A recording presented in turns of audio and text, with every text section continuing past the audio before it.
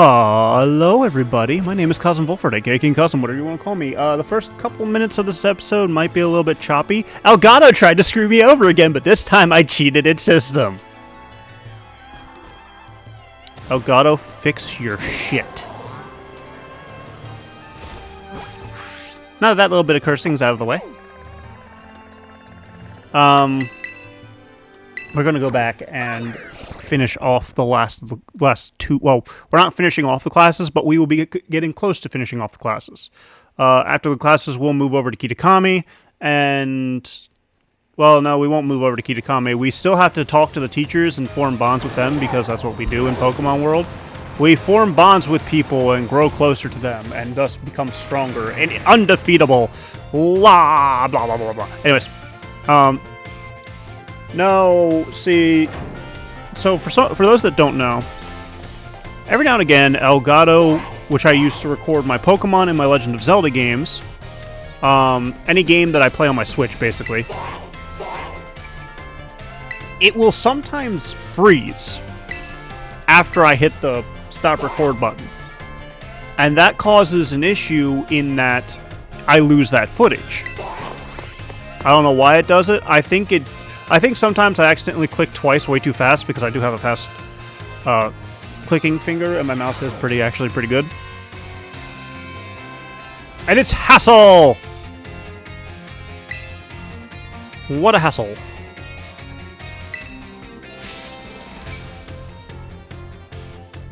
Well, duh. Not everybody is geared towards art.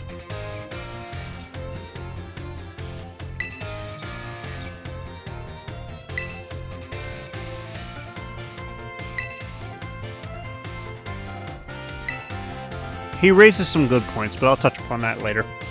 But yeah, because of that, I lose that footage, which means I can't give you guys that episode without trying to record it again, or just skipping it and dealing with it. I found out that I can kind of cheat the system, at least this time I could, by editing the video before I close out the busted program. Or the frozen program. Which I'm doing with this one. Hopefully it turns out well. I'll find out once I'm done. The eye of the beholder.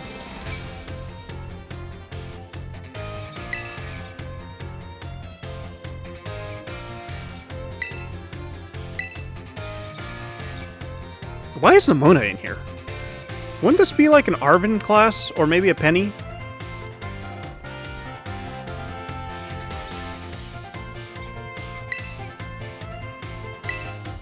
So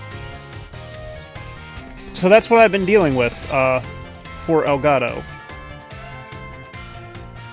I'm also double checking to make sure that the recording is, or the editing is still going the way I want it to.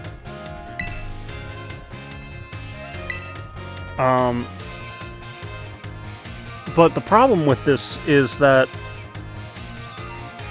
I don't know if it's on me because maybe I should just uninstall and reinstall the program. I don't really lose too many settings if I do that. But the biggest gripe I have is that it's a hindrance whenever you lose all that time and that progress. Like, I basically would have had to restart from the beginning. I would have lost all the topics I talked about. Which hopefully you guys will be seeing.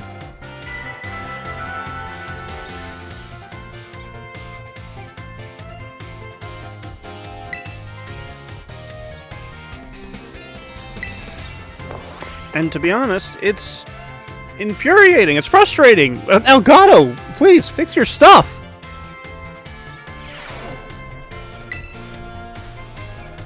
Like, you don't need to... Like, this is something that always irritates me, no matter what it is. Whether it's a game company...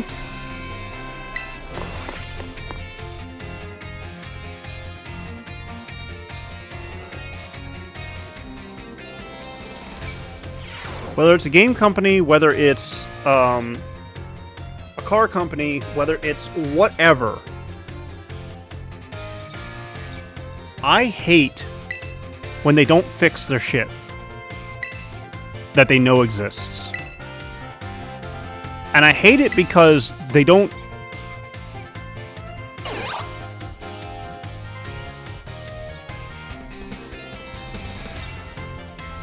They don't deserve the shit they get. They don't deserve any of the good stuff.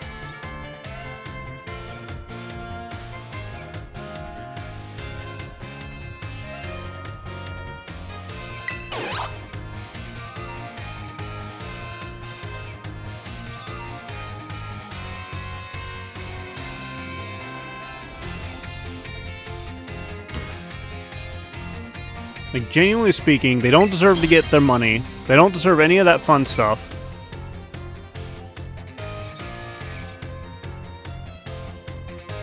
If they're gonna not fix their stuff.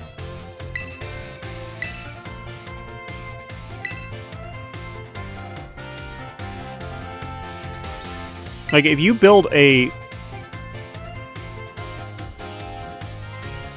Grass. If you build a game, and the game is mediocre, but it works, that's one thing. If you build a game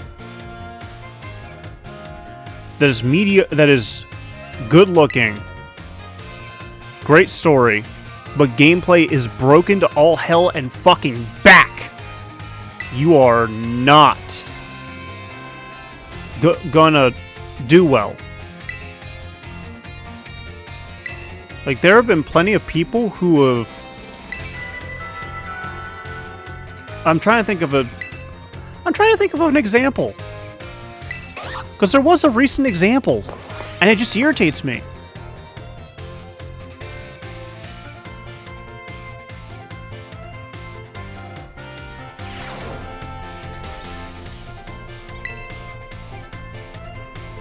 That I can't think of this example.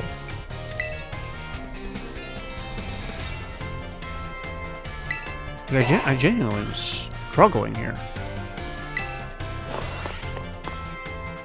I know Overwatch is a decent example. Because Overwatch...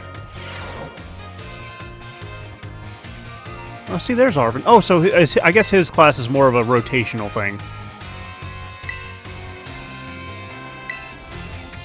So Overwatch, for those that don't know, the biggest example of poor fixes, for the most part, is they nerfed the shit out of Roadhog so many times, and other characters that didn't really need to be nerfed. They just needed the other characters to be buffed a little bit to perform on par with them.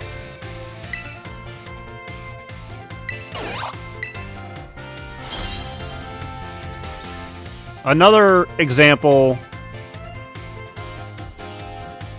I tend to stay away from games that don't have good examples. Like, I really do. I tend to stay away from games that aren't good, that are good examples for this, because I don't like a game that will screw me over just because it's poorly made. There's a good example.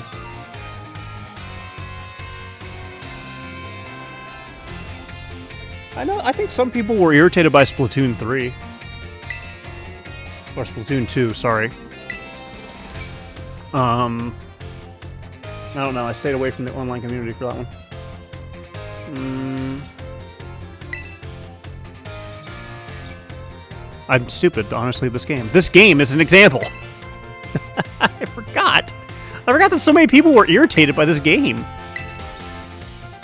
So, a lot of people were irritated by this game because of poor performance. You unleashed an unfinished game. And thus, the game was bad. People didn't like the game.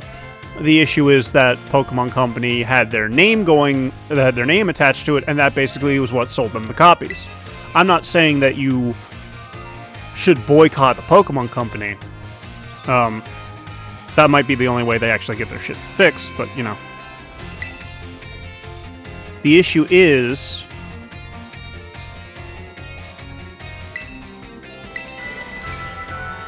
in this regard, what matters to them is the money, so they'll release a game that is bad and then basically refuse to fix most of it. What they fixed out of what they started fixing was the exploits that made the game easier instead of the performance issues and stuff like that. Now don't get me wrong, I'm well aware that some issues are easier to fix than others. I'm very well aware of that, and I fully understand that. I'm not saying that you shouldn't fix issues where the game is performing poorly and should only fix the game. I'm messing up the words again. I'm not saying that you shouldn't fix the exploits that people are abusing, but I am saying you should fix the performance issues. I don't know, like, I didn't experience any performance issues except for maybe like 1 or 2 on this series.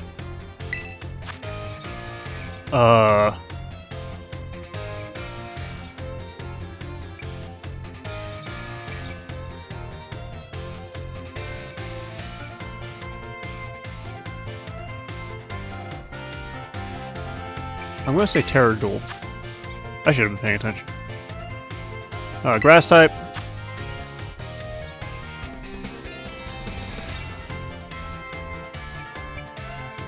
Hexagon? Medali. There's no correct answer.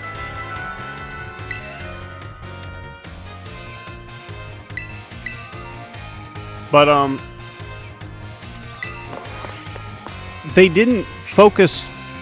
It didn't seem like they were focusing on fixing the performance issues. It seemed like they were more focused on keeping the competitive gameplay quote-unquote alive. How well did I do? Probably bad. But why am I good at that? Why am I good at accidentaling my way through tests? Where was this power when I was a kid taking tests?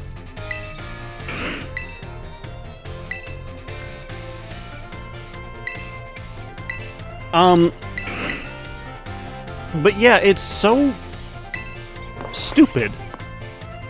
Like, that's what AAA... That's why... So this is why I actually am... I wish I could support indie developers more, but that requires me to have more money, or to be able to look at... I need to look to where they're... I need to look at the indie game... Hey, there's Penny. Sites to better understand and play freer games that are made by indie developers. Brassius.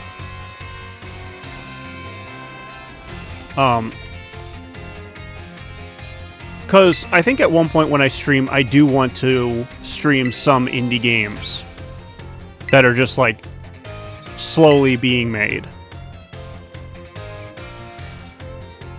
But I don't want to stream... So, like, this is weird. This is going to be weird for me to say. I don't want to stream a game that is...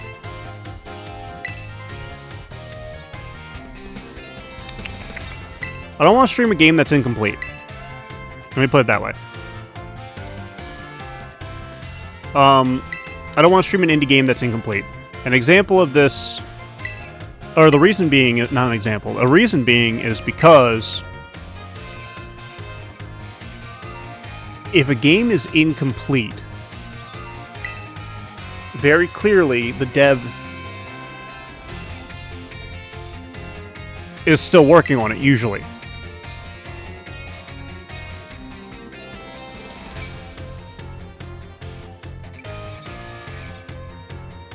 Can anyone here tell what my mood was when I crafted its detached expression? I was not paying attention. Sad.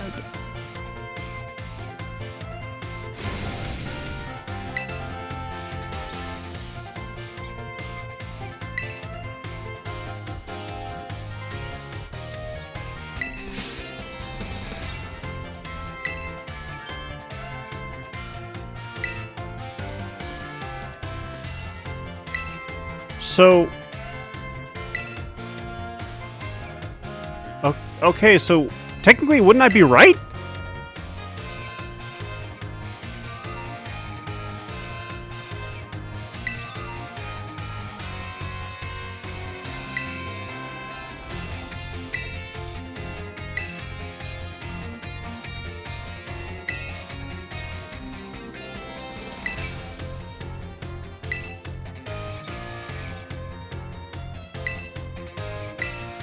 I still don't know what you were...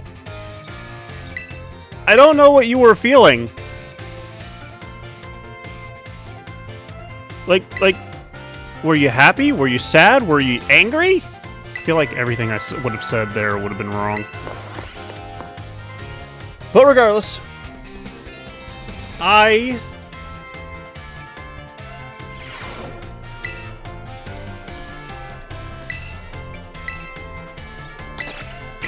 don't want to stream a game that is incomplete by the dev standards for the simple fact that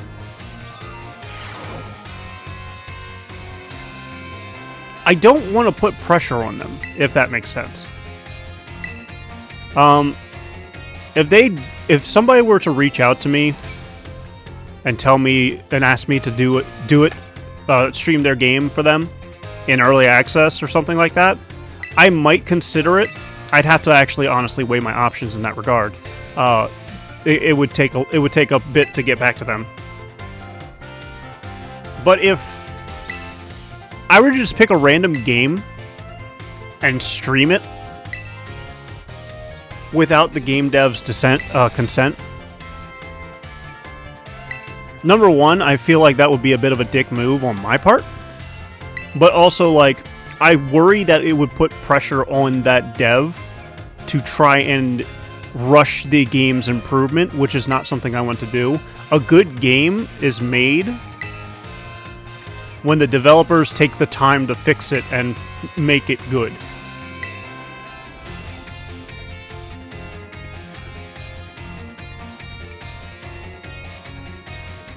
I want to say it's the Reach.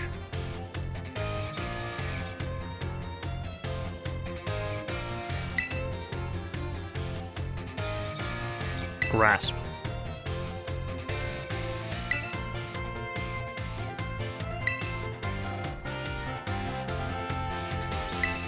Yeah, I'm not doing well in this because I'm not paying attention, but, you know, whatever.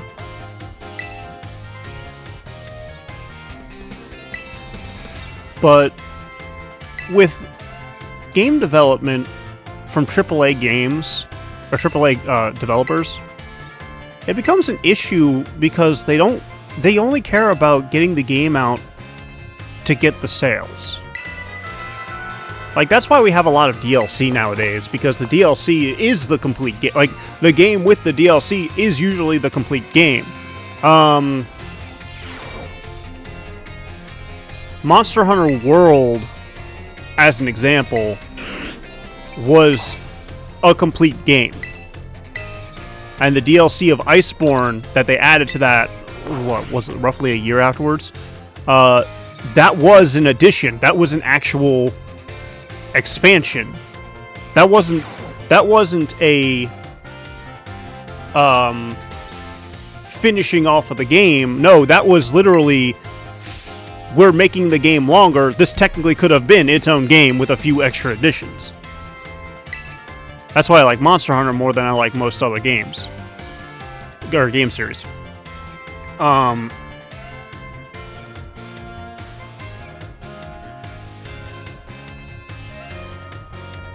Another example is, unfortunately, what game was it? There was a game that came out, and then the DLC that they released for it, I honestly think it was this game. It might once again have been this game.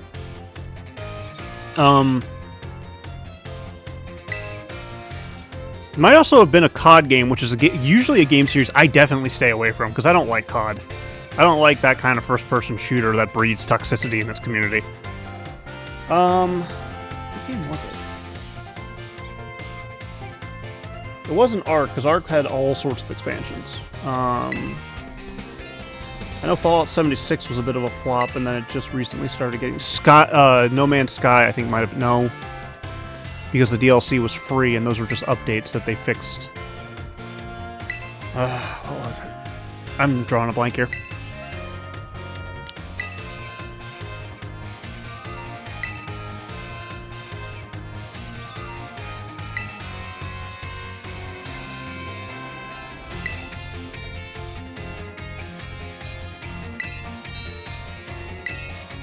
I'm struggling to remember what it is, but I know it's happened multiple times where they've released the game is incomplete, and because of their... For the most part, it's pretty much greed.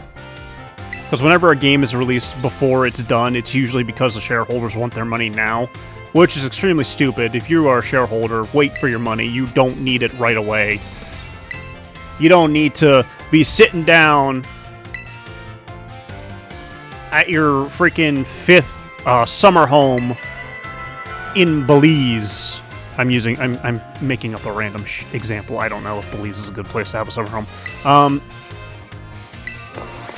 You don't need 5 summer homes, 20 yachts, and like 10 coffers filled to the brim with gemstones. Nobody needs to be that rich. You're not going to take it with you when you fucking die, so there's no fucking point. Sorry, dealing with rich people actually pisses me off. But if you are a shareholder for a game, number one, you probably have more than enough money already to basically cover any expenses you might run into, so you won't really have to worry about if a game flops or not. Unless you are spending your money very poorly, which a lot of people do. So I believe that a rich shareholder would be worried about a game failing because, oh no, there goes my 5th condo. But you shouldn't rush a game. Treasure Eatery. Surrendering some flora.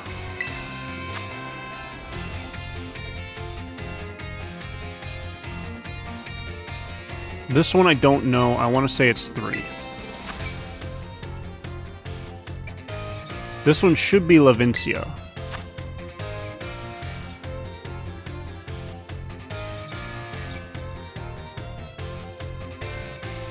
False. Because we have a frost moth that has something that it gained because of its friendship. So at most we're looking at a 4 out of 5.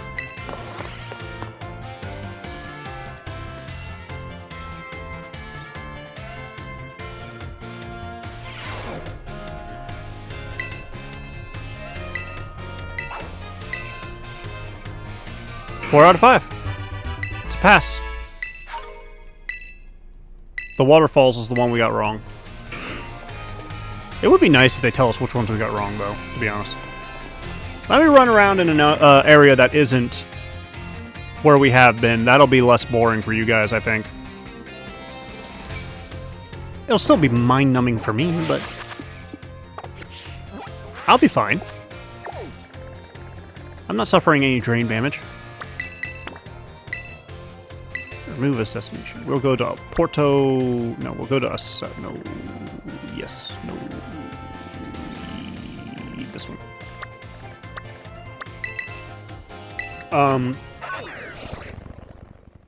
But yeah, game was released. It was very incomplete. The story was not done.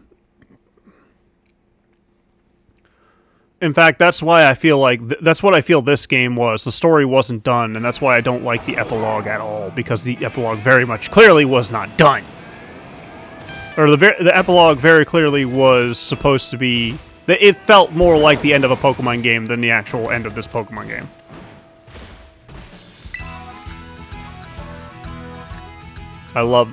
This is another thing that I love about this game. It's like, oh cool, I can see the stake. Somebody made that decision. Somebody actively... I've complained about it too much on this channel already, so I'm just going to let it go. Well, I'm not going to let it go, but I'm going to stop complaining about it here. I'll complain about it to my friends, and they get to deal with it. They get to suffer my complaining.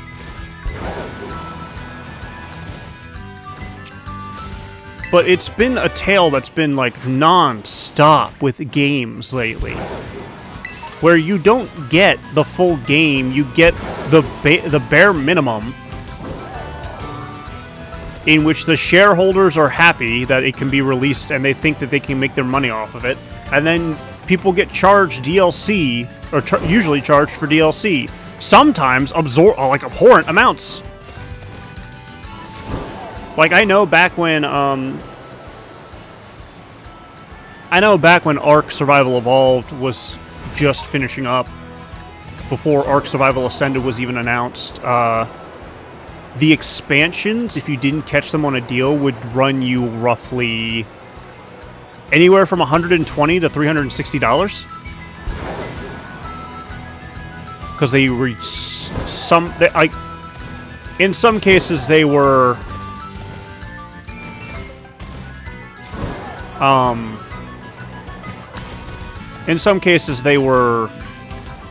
running $60 per expansion. In other places they were running $30 per expansion. It's all dependent on what the rate was. So the only way to get like the full game and the full story was to get the DLC.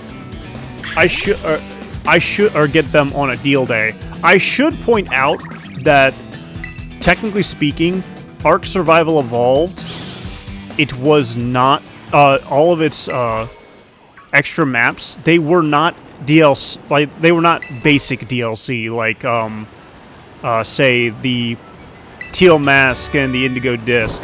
That was actually those were actually expansions. And they expanded upon the story. Yes, you would need to have all of them in order to see all the full story, but it wasn't like some of these more blatant examples. So what, we've taken down at least 2, possibly 3.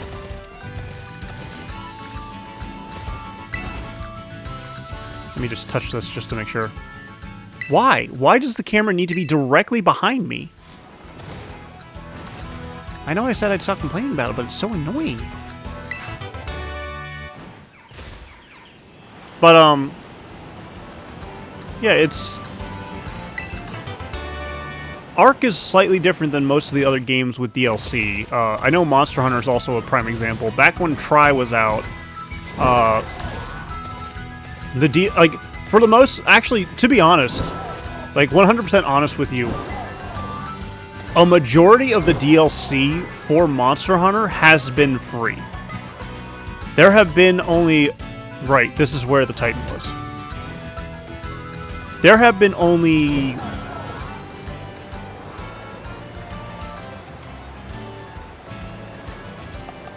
I don't want to say this. There have been expansions / remakes.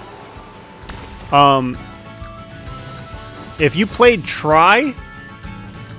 and then you got 3 Ultimate, technically speaking, you got a remake out of 3 Ultimate.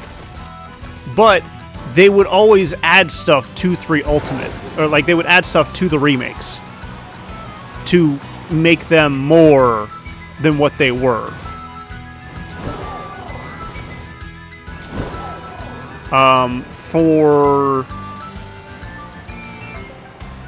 So, technically speaking, yes, you were buying an entirely new game, but that's just it. Like, you were buying a remake of a game, but it was still also an entirely new game on a different console. Because Tri was on the Wii, and 3 Ultimate was on the 3DS, and also Wii U. So that right there is just... There's one. This should tell me if I'm at 3 or 4.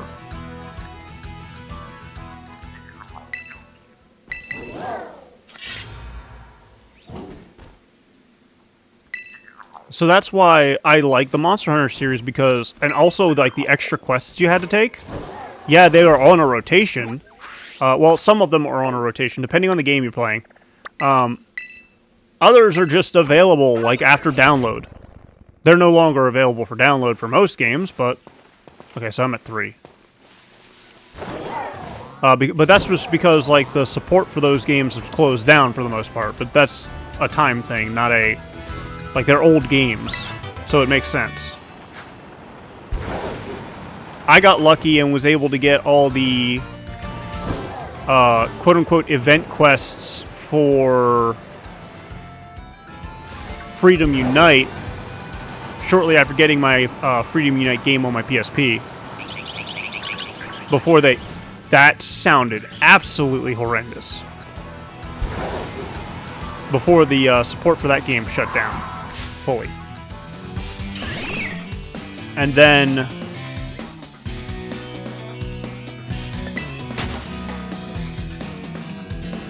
with like, this is why I like the Monster, like as I said, this is why I like the Monster Hunter games. The DLC, the extra event quests and stuff like that, that's all free. And there's only been 2 cases of proper expansions, that being Iceborne in World and Sunbreak in Rise. And yes, you did have to pay more money for it, but the money wasn't, like, the cost wasn't really that horrendous. It was like, I think for Iceborne it was, when it came out, $50 as opposed to the $60 that the game was when it first came out. And I think for Sunbreak it was $40, but I could be misremembering that. Regardless, though, the expansions definitely felt like expansions, whereas DLCs like the Teal Mask and stuff, they were trying to be expansions, but they were thinly veiled ones. Like, they were very thinly veiled DLCs meant to look like expansions. Because they didn't add stuff as expansions, really, besides a location, some Pokemon, and a little bit of story. They didn't really fix on mechanic issues going around, and they didn't, at least in the event of Indigo Disc, didn't really add much to, I already said they didn't add much to the story, but like, they really didn't add much to the story. Like, I cannot stress that enough. Like, the amount that they add, like, that stuff added, quote unquote, to the story is very immeasurable. And then they made the mistake of adding the epilogue, which in my opinion was probably like the biggest slap to the face for the community, like the player base. Like, if they had left it as is without including that epilogue in any capacity, I'm pretty sure we all would have just let it go and just waited for the next one.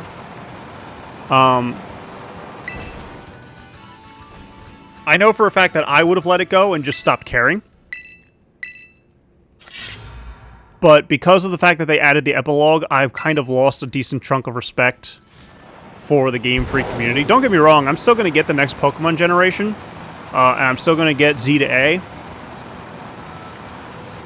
But I'm not going to have high hopes that it's going to be a decent game. Like, I'd like to have high hopes. I'd love to be able to have faith in my resident game company that's made a game series that I've played since my childhood. But that's basically the only reason I play it anymore, is because it was a game to my childhood. Every now and again I get an instance where I can recapture that joy, and it's just, I can only hope. But I've rambled on long enough. I'm no longer the human host I am. Oh, there I am. I rambled on long enough. I will stop talking your ears off. I hope y'all enjoyed this episode. If you did, leave a like. Don't forget to subscribe to my channel, that we can see more content like this in the future. And if you come back on the regular, you're not subscribed, please subscribe. It's free. It helps out a ton, and I'm greatly appreciative of it. If you could share this video with your friends, your family, your favorite hard-working game devs, I'd appreciate that as well. And as always, I will see you as we continue our adventures in Pokemon Violet, the Bug-type Gym Leader run. Bye-bye!